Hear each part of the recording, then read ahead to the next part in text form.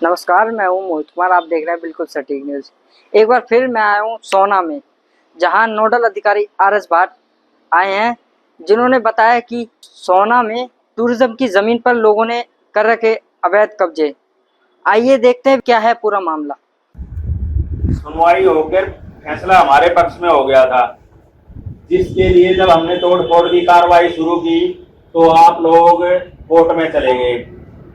Court में 5/11/24 को आपकी अपील जो थी वो खारिज कर दी गई। उसके बाद हमें कार्रवाई करने के आदेश दिए गए कि जमीन जो सरकारी है वो खाली करा दी जाए। इसके अगेंस्ट डीसी साहब के 24/10/2024 में आदेश हो गए हैं कि ड्यूटी मजिस्ट्रेट नियुक्त करके इस जमीन को खाली कर ली जाए। परसों भाट साहब जो अतिक्रमण के नोडल ऑफिसर हैं उन्होंने मौका मुआयना किया और इस सारी जमीन को देख लिया जो पर्यटन की है, जिसपे आप लोगों ने जिसने भी अवैध कब्जा किया हुआ है।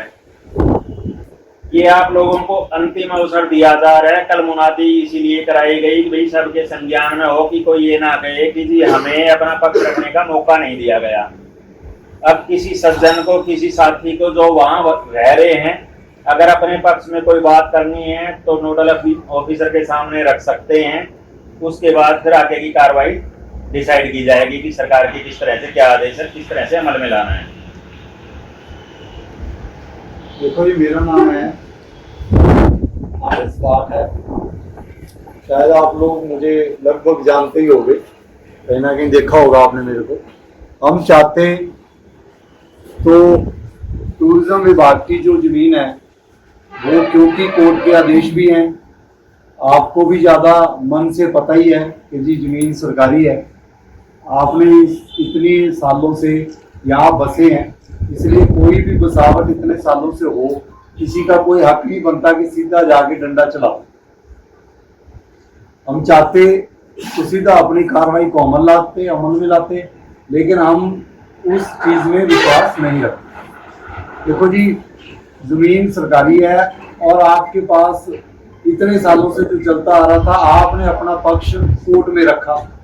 अब भाई न्यायालय से ऊपर तो कोई भी नहीं है, कोर्ट से ऊपर तो कोई नहीं है। आपने अपना पक्ष रखा, कोर्ट का भी फैसला हो गया, तो अब आप मुझे ये बताएं कि जी ये देखो जमीन सरकारी है, कोई आपको कोई डाउट है किसी को कि हाँ जी ये सरकारी जमीन नहीं है? किसी को भी कोई डाउट है? पहला प्रश्न मेरा ये है, क्या किसी के मन में कोई आशंका है कि ये सरकारी जमीन नहीं है? किसी में भी हो, देखो आप खुल के बात करना। मैंने आज आपका इसलिए बुलाया कि जी हम एक बार वार्तालाप, हम ये नहीं चाहते कि जी हाँ जी 400 फोर्स ले आए, कोई लॉ एंड ऑर्डर। आप हमारे भाई बंधु, मैं भी आपकी जगह होता, 10 साल कहीं रहा होता, 20 साल रहा होता, उस जगह को छोड़ना अपने आप में ये लगता है कि दुख लगता ही है। नया जगह जाना भी अपने आप में बड़ा मतलब एजेंडा है कि जी कैसे शिफ्ट करेंगे। गरीब बंदे ने कोई 2 लाख 4 लाख रुपया लगाया होता है, उसको शिफ्ट करने में प्रॉब्लम आती है। ऐसा कोई नहीं है कि मेरा विचार कि जी जो आप सोच रहे हो वो मैं सोच रहा हूँ। लेकिन आप ये मान लो कि जी इतने सालों से अगर ये मामला चल रहा है, तो आप लोगों के माइंड में, आप लोगों के मन में ये बीच बीच में चलता रहा होगा कि हाँ जी ये सरकारी जमीन है, आज नहीं तो कल, नहीं तो परसों ये खाली हो सकती है। तो आप लोगों में से भी कई लोगों ने कुछ ना कुछ इंतजाम किए होंगे।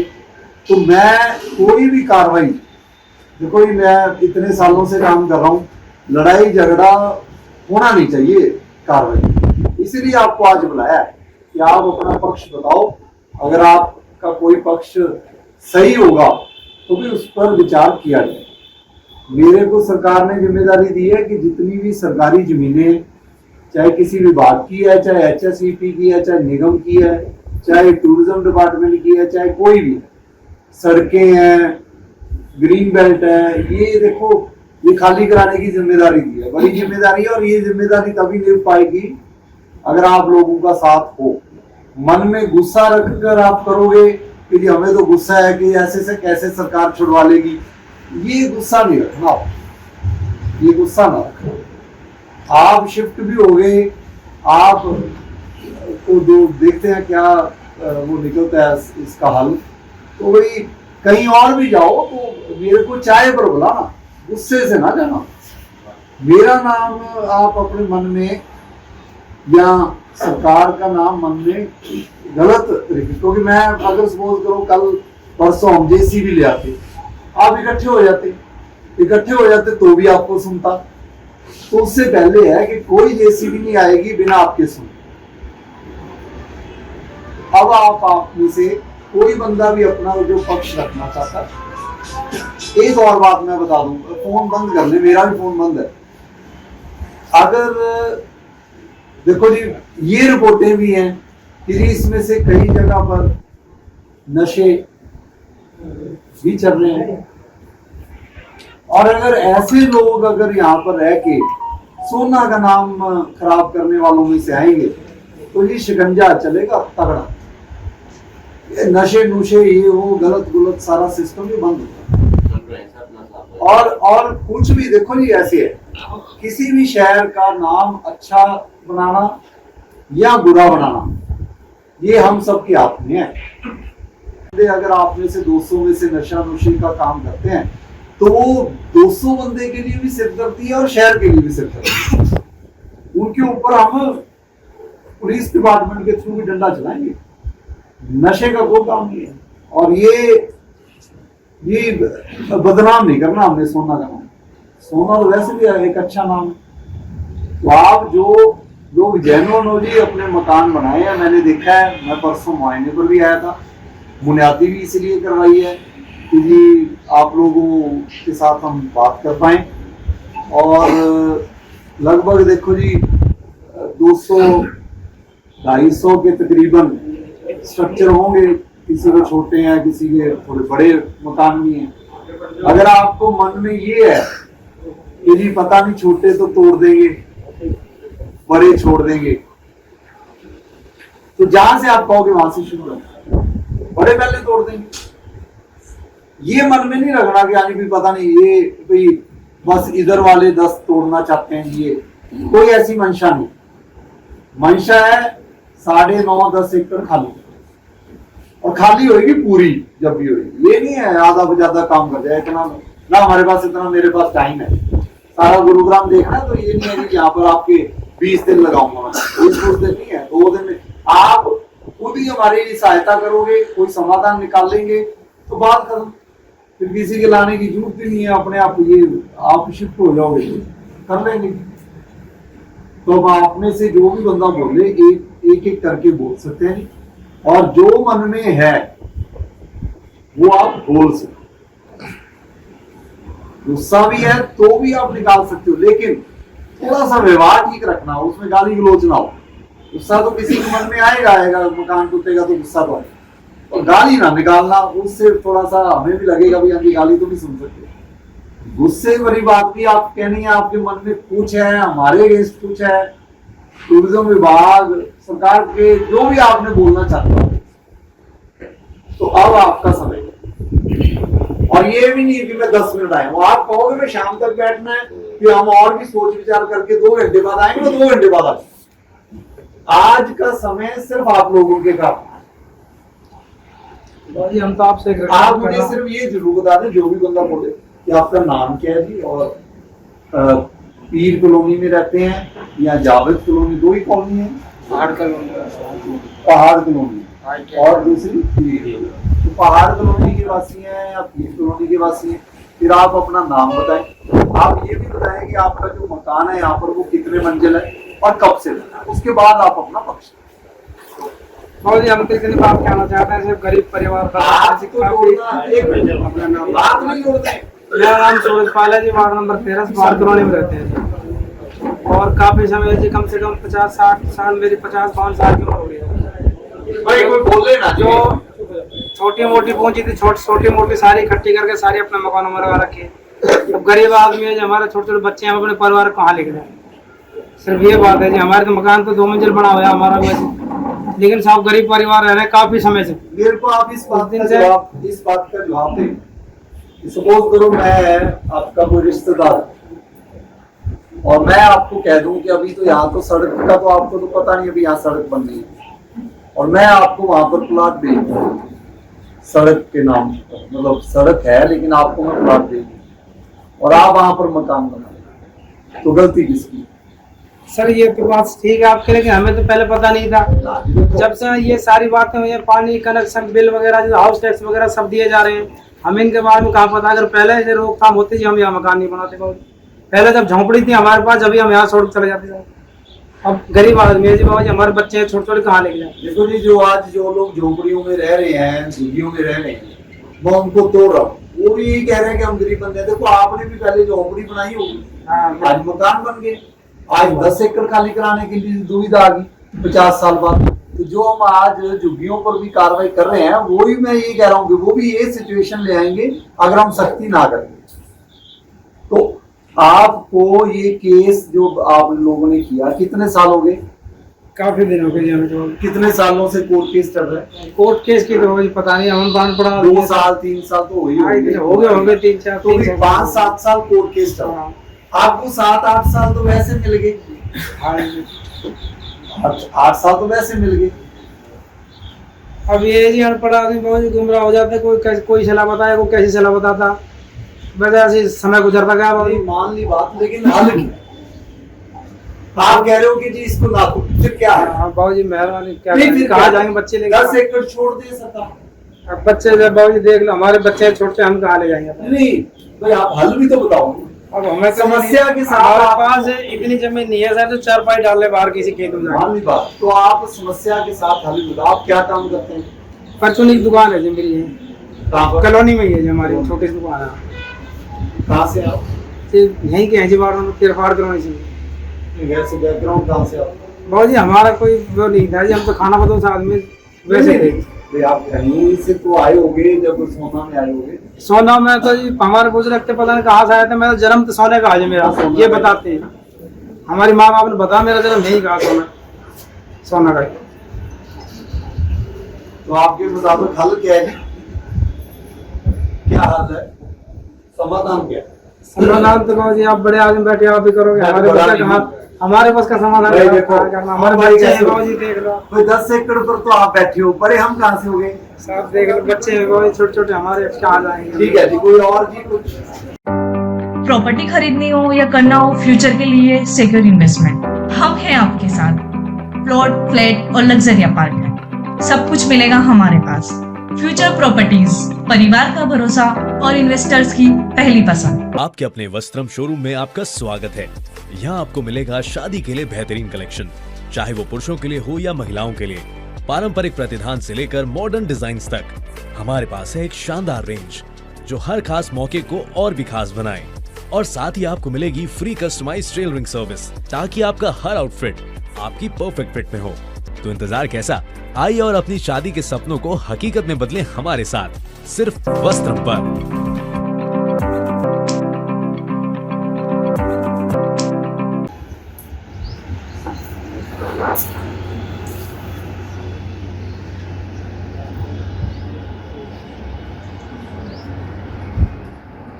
जी नमस्कार साहब, मेरा नाम अनिल कुमार है, मैं पार्षद हूँ पान कॉलोनी से, वार्ड नंबर 13 से। ऐसा है सर, जब झोंपड़ियाँ डाली गई उस दौरान यहाँ एक दहेज मामलात का रकबा हुआ करता था। कम्प्लेक्स की जमीन के बारे में किसी को कोई जानकारी नहीं थी। हमारे यहाँ के जो है विश्वेदार हुआ करते थे अपने राजपूत, उन लोगों ने जैसे दहेज मामलात में भाई सभी विश्वेदारों का हिस्सा होता है, तो किसी से 200-400 उस दौरान जैसी होती, उस तरह से कर करके यहाँ बस्ती बस गई। तो उसके बाद झोंपड़ी से ले हुए 2004 में नगर परिषद ने इसे ऑथराइज कर दिया कि भी आपकी जमीन ऑथराइज है। लोगों ने जैसे किसी ने अपना जेवर बेचा, किसी ने कर्ज लिया, जैसे तैसे करके अपने मकान खड़े कर लिए। अब कहने को सर उस दास्तान पे ना जाके आपने शुरुआत में एक बात कही थी, कोई किसी को डाउट हो कि जमीन सरकारी नहीं है तो मुझे बताए। नो डाउट सर, जमीन सरकारी है, बट गलती रही है हम लोगों की अज्ञानता की कि इस बारे में जानकारी नहीं थी, सिर्फ दहेज मामलात की उससे और बसते चले गए। अब सर जैसे कि आप बता रहे हो कि भाई आपके प्रति रोष या गुस्सा आपके बारे में बड़ी अच्छी लगती है सुन के, क्योंकि आप एक कर्मठ ऑफिसर हो, बढ़िया है, आपके नाम से सुन के अच्छा लगता है। बट ये कई दफा ऐसा होता है कि दूसरी जगह हो रहा हो तो अच्छा लगता है, अपने पे गुजरे तो रोष आता है। लेकिन आपके प्रति कोई रोष नहीं, आपसे पूरा स्नेह, पूरा लगाव, पूरा प्यार है। और सर हम ज्यादा कुछ ना कहते हुए, क्योंकि इसमें किंतु परंतु और किसी चीज में जाएंगे तो हम उलझ जाएंगे। हम तो इतना जानते हैं साहब कि सरकार और अफसर माँ बाप होते हैं, और हम बच्चों से कोई भी भूल हुई हो, गलती हुई हो, इसका जो भी हल निकालोगे सर आप निकालोगे। आप जो है जैसे भी कहोगे, हमें यह है कि ये बच्चे उजड़ने से बच जाए, बस्ती बची रहे। सर आपसे ये हमारी करबद्ध प्रार्थना है कि कोई भी हल निकलेगा वो आपके उससे निकलेगा, जैसा भी निकले सर। लास्ट में मैं इतनी भी कहूंगा सर, जैसे भी हो यहाँ का कलेक्टरेट जो भी है उस हिसाब से भी अगर आप आदेश करेंगे तो कम से कम उजड़ने से ये लोग बच जाए। और सर आपकी कलम से ही फैसला होना है, आप ही सब कुछ हो, हमारे लिए भगवान आप हो। भाट नहीं, भैंस ही भगवान है सर, भैंस ही भाट है, आप भगवान हो। हम तो आपको भगवान देख के चल रहे हैं सर। मेरी ये प्रार्थना है सर, इसमें हम कोई किंतु परंतु आर्गुमेंट नहीं रखेंगे, क्योंकि आपने एक शब्द जो शुरू में कहा था कि भाई कोई डाउट है कि सरकारी जमीन नहीं है, 101% सरकारी जमीन है, बट यहाँ के बसने वाले के लोगों की नॉलेज में नहीं था। और 2004 में जब ये ऑथराइज हो गई तो उससे थोड़ी और पुख्ता बात हुई। इतना हमारा कहना है सर, जो भी हल निकालो ये आपकी कलम से गरीबों का भला हो जाए, बस ये प्रार्थना है।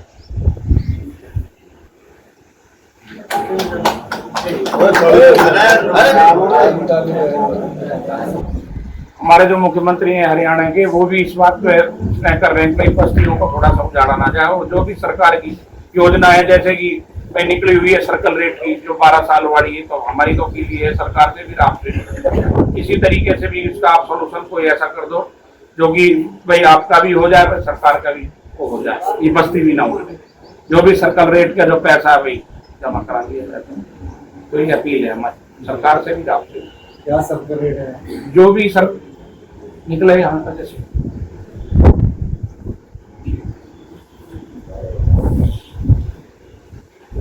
किसी पार्षद हूँ,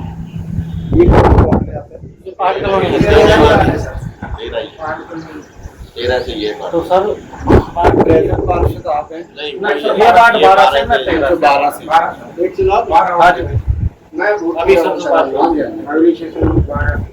तो सर तकरीबन तो जैसे अब 50 साल हो गए यहाँ रहते रहते, शुरू से आगे बसे हैं।